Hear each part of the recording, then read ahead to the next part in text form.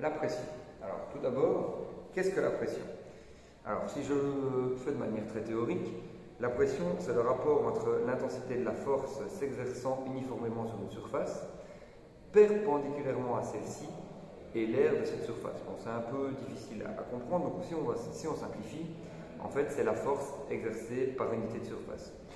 Pour me faire comprendre, voici un dessin pour expliquer la pression. On a ici un skieur, donc un homme avec des skis et un sac à dos, un homme avec des skis sans sac à dos, un homme, je vais des bras, un homme juste debout, d'accord, et un homme debout, donc ils n'ont pas de ski, c'est de là, mais lui il a un sac à dos. Ok? Alors on pourrait se dire que là où il y a le plus de pression, c'est ici. Pourquoi? Parce qu'il a des skis et un sac à dos, donc c'est lui le plus lourd. Ok? Oui, je suis complètement d'accord avec vous, c'est lui le plus lourd. Cependant, la surface sur laquelle il s'appuie est plus grande. Plus la surface est grande, plus ça va diminuer la pression. Plus la surface est petite, plus la pression va être intense. D'accord? Donc, oui, c'est le plus lourd, mais il y a une plus grande surface. Ici, il y a une plus grande surface, en plus, ce n'est pas le plus lourd, donc voilà, ce ne sera pas ces deux-là. Ok? Et donc, évidemment, ici, nous avons les deux mêmes personnages. Ok? Ils ont la même surface, tous les deux. Ok? Mais celui-ci est plus lourd parce qu'il a un sac à dos, donc celui qui exerce le plus de pression, c'est celui-ci. Okay, donc c'est en fait le rapport entre le poids et la surface sur laquelle ce poids s'exerce, si on doit définir la pression. Okay. La pression atmosphérique. Qu'est-ce que la pression atmosphérique? En fait, sur Terre, la Terre,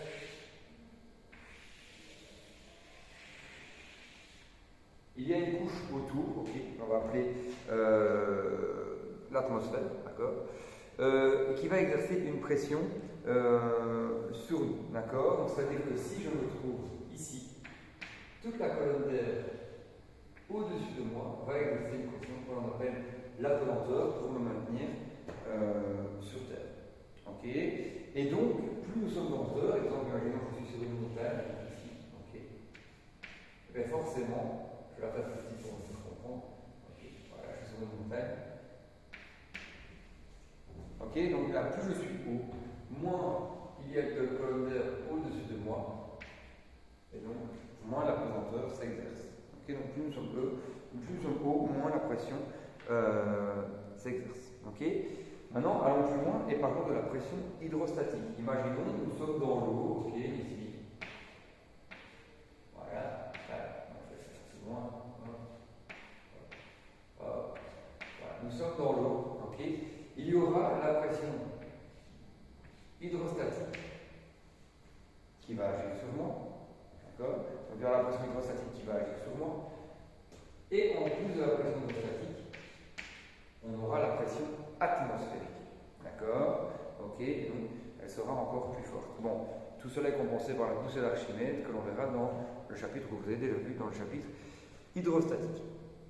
Alors, à savoir, au niveau de la pression de l'eau, justement, si vous prenez un tuba classique, on sait respirer dans l'eau. On pourrait se dire, bah alors on va augmenter le tuba pour essayer d'aller bien en profondeur. Jusqu'à 1 ou 2 mètres, c'est encore possible de respirer avec le tuba.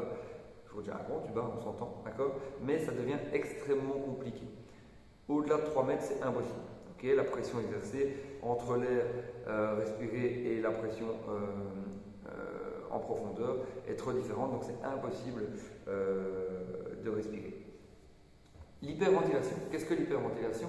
En fait, l'hyperventilation, on va demander à la personne de respirer de manière très rapide. Des fois, c'est même pas volontaire, hein, on appelle ça des crises d'hyperventilation. De respirer de manière très rapide, ça ressemble à... D'accord? Le fait de faire ça, on va diminuer le taux de CO2 dans le corps, okay, et augmenter donc l'oxygène. Alors on va dire on a plein d'oxygène, tant mieux. Non, l'excès en tout nuit. Et en fait, quand on est en manque, quand le cerveau est en manque, la première chose qui va lui donner l'indice de respirer, c'est l'augmentation du CO2 justement. Quand on a trop de CO2, c'est là qu'on va avoir le réflexe de respirer. C'est un réflexe qui est assez bien fait. Ça nous permet justement de survivre, d'accord? Et donc si on fait de l'hyperventilation et puis qu'on va faire de l'apnée, le CO2 est plus bas. Donc le CO2 va prendre plus de temps pour remonter au cerveau pour donner l'info. Et donc l'envie de respirer arrivera plus tard. C'est une technique qui est utilisée par les apnéistes, mais qui doit être utilisée toujours bien encadrer, ne jamais faire ça seul parce qu'il y a un risque de syncope. D'accord? Donc voilà, à utiliser seulement si on est encadré par des professionnels. Ok? Alors, quelques termes à connaître. La surpression pulmonaire, il faut savoir que l'air respiré en surface et l'air respiré en profondeur n'est pas le même.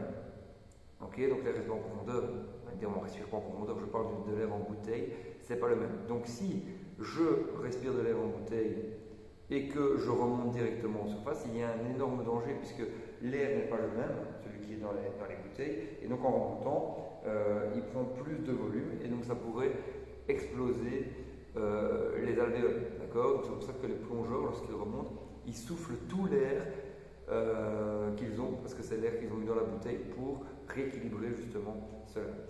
Le pneumothorax, c'est lié au même phénomène, donc c'est trop d'air de la bouteille que l'on aurait inspiré, et lorsqu'on remonte, ça va gonfler, et donc là par contre, ça peut performer la plèvre, qui est donc, la plèvre, c'est l'enveloppe autour des poumons. L'oreille moyenne, le problème qu'on peut retrouver à l'oreille moyenne, imaginez vous êtes enrhumé, et donc il y a les trompes d'Eustache qui vont relier le pharynx à l'oreille externe, okay, qui va se boucher, et donc comme c'est pas le même air, on peut avoir de fortes douleurs si l'on va en profondeur. Même chose pour l'oreille externe, si on plonge avec des bouchons, l'air enfermé dans l'oreille externe n'a pas la même pression en tout cas que celui qu'on va avoir en profondeur, et donc ça peut créer des problèmes. Les sinus, même chose, quand on est enrhumé aussi, on a de l'air qui peut venir s'emprisonner dans les sinus. Cet air n'est pas le même que celui qu'on aura en profondeur, et donc ça peut créer de graves dégâts. Si on a des caries, des trous dans les dents, l'air enfermé dans cette carie n'est pas le même que celui en profondeur, la pression en tout cas n'est pas la même, et donc ça peut créer des surpressions et donc exploser une dent par exemple. Plaquage du masque, on est sur le même phénomène, c'est-à-dire que l'air que l'on a dans le masque quand on plonge n'a pas la même pression que celui qu'on aura au fond, et donc ce qui peut arriver, c'est que il y a une surpression au niveau du masque avec des problèmes qui peuvent être très très très graves. Ce que font les plongeurs dans ces cas-là, en fait, c'est pas dans ce cas-là, à chaque fois qu'ils plongent, ils le font. Lorsqu'ils ont la bouteille, ils expirent l'air de la bouteille dans le masque, comme ça l'air du masque est à la même pression que celui qui est en profondeur. Okay?